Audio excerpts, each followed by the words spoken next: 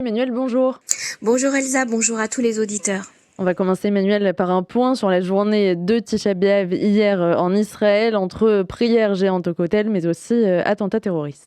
Absolument, reprenons le cours donc de cette journée particulière. Donc la veille de Tisha B'Av, le président israélien Yitzhak Herzog a prononcé une allocution solennelle appelant à préserver l'unité nationale à l'approche des élections législatives. Il a évoqué la destruction des 2 temples de Jérusalem. Il a mis en garde contre les dangers de la division, de la haine et de la violence politique. Selon lui, les élections constituent non seulement le sommet de la démocratie israélienne, mais aussi une épreuve pour la cohésion et l'unité de la société.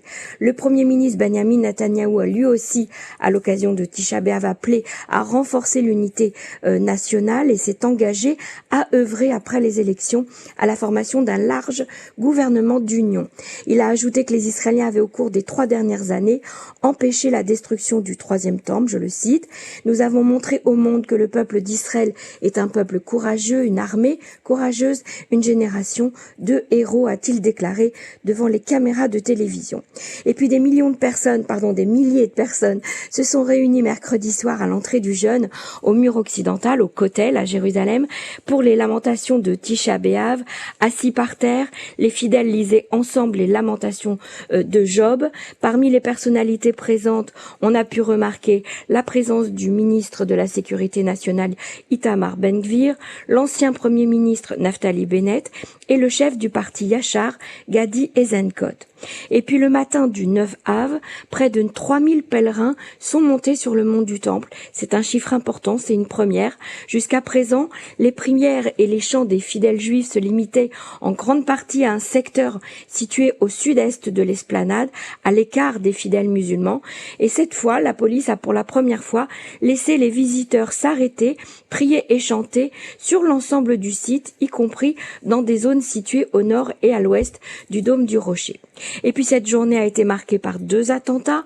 Un attentat près d'Elon Moré, un terroriste palestinien a poignardé un Israélien à l'arme blanche près de la ferme d'Erer Avraham en Samarie, et un terroriste palestinien a poignardé quelques heures plus tard un soldat de Tsahal près du poste militaire de Ganim.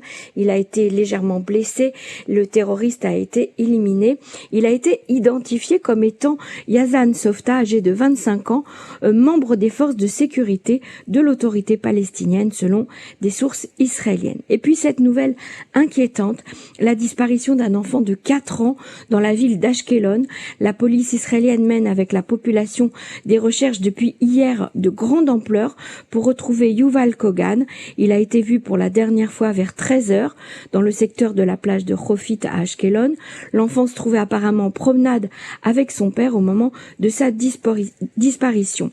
Selon la police, plus les heures passent, plus la situation devient critique. Le Shin Bet a été lui-même sollicité, ainsi que toutes les forces policières du pays. La crainte d'un enlèvement est grande. Sa maman, qui est elle-même pédiatre pour enfants, a demandé l'aide de tous pour retrouver son fils. Et puis la fin de la journée d'hier a été marquée par la présence d'une foule immense au Kotel à Jérusalem, et ce, malgré les menaces d'attaques imminentes de la part de l'Iran et l'annonce de plus de 50 villes en Israël qui ont ouvert les abris publics spontanément, même si les consignes de la sécurité intérieure n'ont pas encore été changées. Par ailleurs, Emmanuel, sur un autre continent, un hub dédié à la tech israélienne qui va ouvrir au cœur de New York. Oui, la tech israélienne franchit une nouvelle étape aux États-Unis. Pour la première fois, c'est un espace entièrement consacré aux entreprises de la tech qui ouvre ses portes à Manhattan. Baptisé à Kibbutz, The Hub a vocation de réunir quotidiennement des entrepreneurs, des fonds de capital risque, des investisseurs, des grandes entreprises afin de favoriser les collaborations et les opportunités d'affaires. Alors ce réseau israélien à Kibbutz, qui exploite déjà plusieurs espaces d'innovation en Israël, s'est associé à un autre groupe à New York, Israeli Mapped. C'est une plateforme qui a été fondée et qui fédère la communauté de la tech israélienne à New York. Donc l'objectif est de créer un lieu qui accueillera tout au long de l'année des rencontres entre fondateurs, investisseurs et dirigeants d'entreprises américaines et israéliennes, ainsi que des conférences et des événements destinés à renforcer la présence de la tech israélienne sur le marché américain. La métropole américaine américaine accueille aujourd'hui près de 470 start-up israéliennes, contre seulement quelques dizaines il y a moins de 10 ans, et elle s'est imposée comme un marché incontournable, notamment pour les entreprises spécialisées dans la cybersécurité, la fintech et l'intelligence artificielle. On ne sait pas comment le maire de New York va réagir à cette grande présence israélienne de plus en plus forte à Manhattan, mais les investisseurs américains, eux, en sont ravis.